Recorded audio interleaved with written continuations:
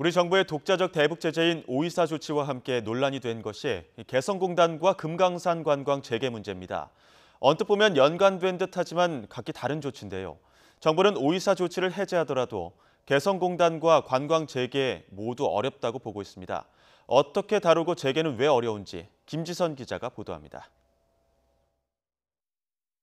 금강산 관광이 제재 대상이라서 못 가는 게 아니고 5.24 조치로 정부가 금지해서 못 가는 거죠, 지금? 그렇습니다. 강경화 외교부 장관의 사과로 이어진 이 발언의 문제는 금강산 관광 중단의 원인을 5.24 조치로 봤다는 겁니다. 금강산 관광은 5.24 조치보다 2년이나 앞선 2008년 우리 관광객 피살 사건을 계기로 중단됐습니다. 북한이 사과는커녕 남측 책임으로 돌리면서 여야의 정쟁거리가 되고 말았습니다.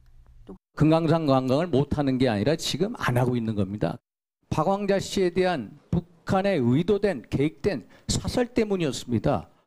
유엔 안보리 대북 제재는 관광 목적의 방북은 허용하지만 대규모 자금이 유입되는 건 금지하고 있어 관광이 본격화되면 선을 넘게 됩니다.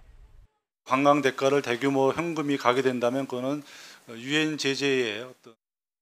개성공단 역시 남북 간 교역을 금지한 5.24 조치에서는 예외로 두고 있습니다. 조치 이후 2016년 폐쇄될 때까지 경색된 남북관계 속에서도 6년 가까이 정상 운영될 수 있었던 이유입니다.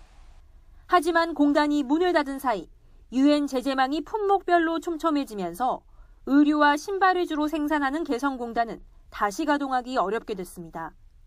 여당에선 유엔 안보리를 설득해 예외를 인정받으라는 주문까지 나왔지만 얼마든지 우리 정부 나름으로는 북미 정상회담 직후에는 바로 준비돼서 이게 나가야 되는 것이죠.